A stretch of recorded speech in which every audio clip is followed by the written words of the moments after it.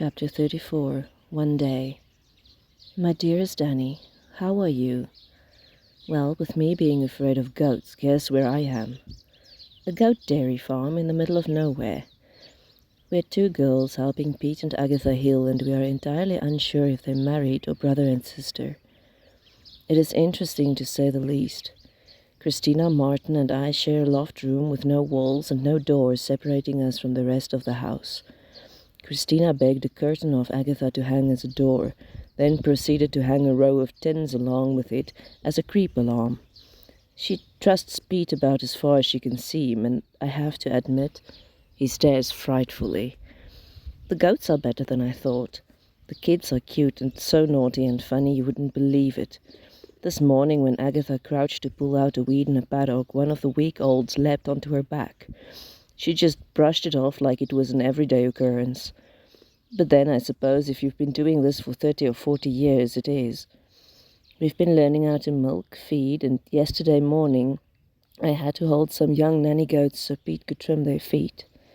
I'm going to be very fit and strong next time you see me. Also, I might smell worse than Johnny did after the sheep pen landing. The hot water situation here is dire, and every piece of clothing I have has taken on the very stubborn smell of goat. I simply can't seem to get it out. That, or it's just that everything here smells of goat. Even the food Agatha makes contains goat cheese or goat's milk. I'm not even going to ask about the mince we had in our stew this afternoon. Since I know you worry, I'm doing better. We are working from before dawn until quite a bit after dark. It keeps my mind off worrying the whole time. Danny, but I miss you. I can't describe how I miss you. Send Johnny my love and tell him I'd like to hear from him. Be safe, my love. L. Danny held the letter to his face. It didn't smell of goat. It smelled subtly of her, as if she'd put a dab of her perfume on it.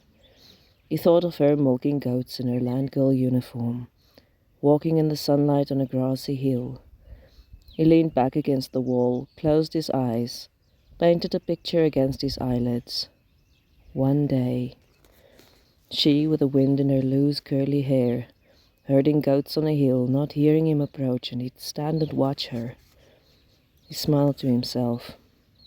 She'd look up and see him, and those grey eyes would light up, her head tilt slightly in that little way she had when she smiled.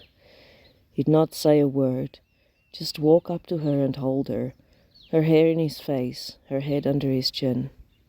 Let's go home, darling. It's over. The bell rang. He snapped wide awake, hastily put the letter in the pocket of his flying jacket and ran for his plane. Be safe, my love. Being safe was hard when you were so tired. They were old men now, he and Johnny. The squadron was made up of so many new boys, lots of them with only 2 weeks training for battle. Fred Whittaker was even more exhausted than they were.